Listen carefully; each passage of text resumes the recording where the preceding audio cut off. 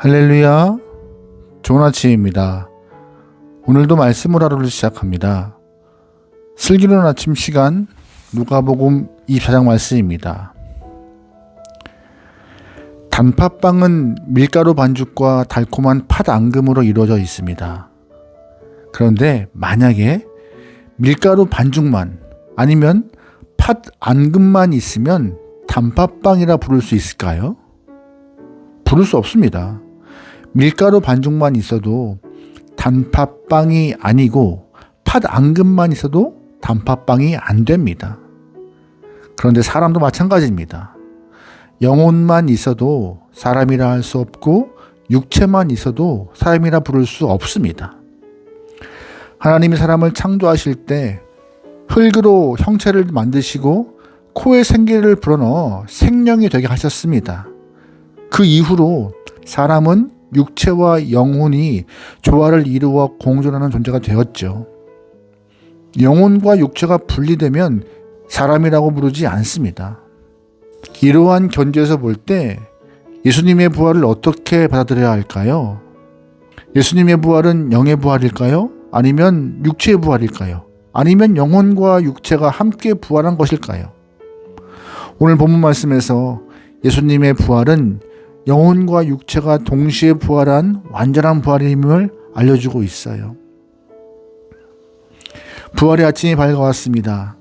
여인들이 향품을 가지고 예수님의 시신이 안장된 무덤에 갔더니 돌문이 옮겨져 있었어요. 게다가 무덤 안에 예수님의 시신도 없었고요. 그때 천사가 여인들에게 말합니다. 어찌하여 살아있는 자를 죽은 자 가운데서 찾느냐? 여기 계시지 않고 살아나셨느니라. 여인들은 제자들에게 달려가서 자신들이 경험하고 듣고 보았던 것들을 알려주었지만 제자들은 믿지 않았습니다. 그날 엠마오로 가는 2명의 제자가 있었습니다. 이들은 예수님이 돌아가심으로 인하여서 낙심하며 길을 걸어가고 있었는데 놀랍게도 부활하신 예수님과 함께 걷고 있었습니다. 그러나 안타까운 것은 부활하신 주님을 알아보지 못하고 있던 거예요. 그럼에도 예수님은 제자들에게 말씀을 풀어주셨습니다. 32절 말씀이에요. 그들이 서로 말하되 길에서 우리에게 말씀하시고 우리에게 성경을 풀어주실 때 우리 속에서 마음이 뜨겁지 아니하더냐 하고. 아멘. 말씀을 들을 때 마음이 뜨거워졌대요. 부활하신 주님이 말씀으로 찾아오신 것이죠. 그날 저녁 예수님은 두려워서 한 군데 모여있던 제자들에게 나타나십니다. 36절 말씀이에요. 이 말을 할 때 예수께서 친히 그들 가운데 서서 이르시되 너에게 평강이 있을지어다 하시니. 아멘. 평강은요, 헬라어로 에이레네, 히브리어로 샬롬입니다. 이것은 이상적인 평화예요. 거짓된 평화나 위선적 평화, 가짜 평화가 아니죠. 세상은 우리에게 진정한 평화를 줄 수 없습니다. 여러분, 나라와 나라가 전쟁하지 않는 이유가 뭘까요? 평화를 사랑하기 때문에요? 그렇지 않습니다.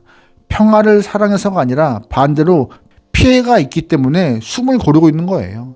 전쟁이 일어나면 모두 피해보고 모두 상처가 심하기 때문에 숨을 고르는 것뿐이죠. 그래서 세상은 우리에게 진정한 평화를 주지 못하지만 사망 권세를 이기신 주님 안에 있으면 완전한 샬롬의 평화를 누릴 수 있습니다. 그래서 오늘 본문에서 주님은 두려워하는 제자들에게 나의 평강 안에 거하라고 말씀하시는 거예요.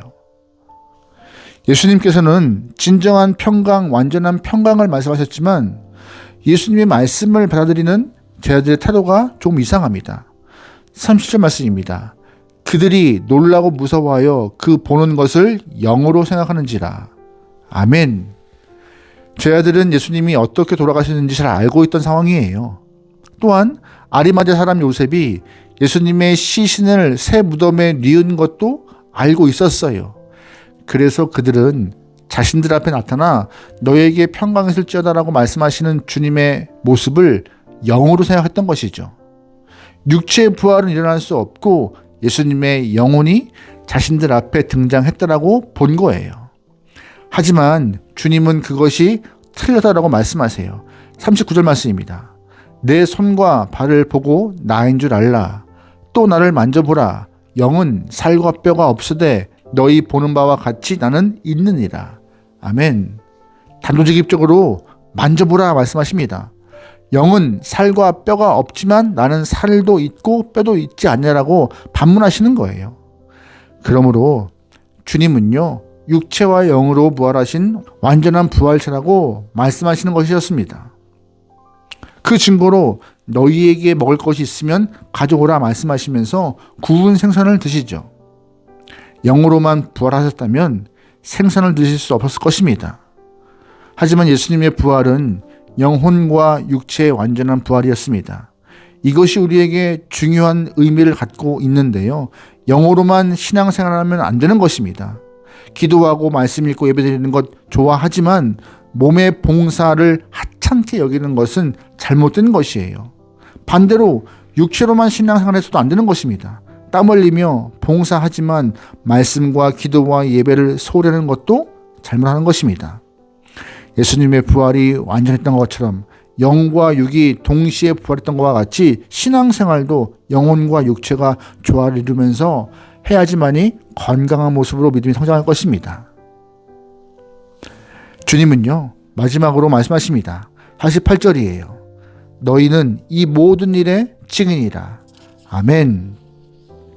누가복음은 1장에서 데오빌로 한 사람을 위하여서 시작되었습니다. 그리고 마지막 오늘 본문 24장 말씀에서는 우리 모두가 증인이라고 마무리되고 있어요. 다시 말해서 우리가 일생 동안 신앙생활하면서 받은 은혜를 혼자만 가지고 있으면 안 된다는 것입니다. 엠마오로 향하는 두 명의 제자와 같이 말씀을 들을 때 마음이 뜨거워지는 경험, 두려움 가운데 평강을 받은 경험, 완전한 부활의 주님을 만난 경험을 나누는 증인이 되어야 함을 기억하시면서 한 영혼을 위하여서 누가복음을 기록한 그 누가의 열정처럼 우리도 한 영혼을 위해 이 복음을 전할 수 있는 증인으로 삶을 살아야 할 것입니다. 완전한 부활이